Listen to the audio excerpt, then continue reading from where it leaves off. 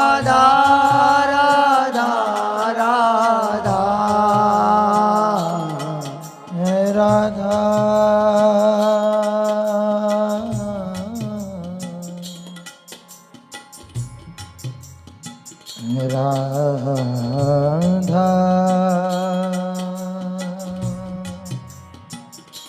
राधा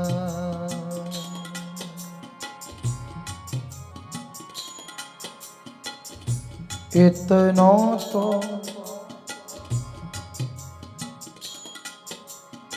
कबहू हसीने हो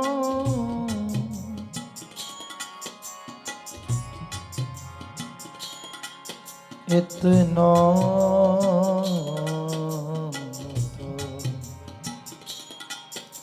कबहू हसीने हो सुनहु कृपालु किशोरी राधे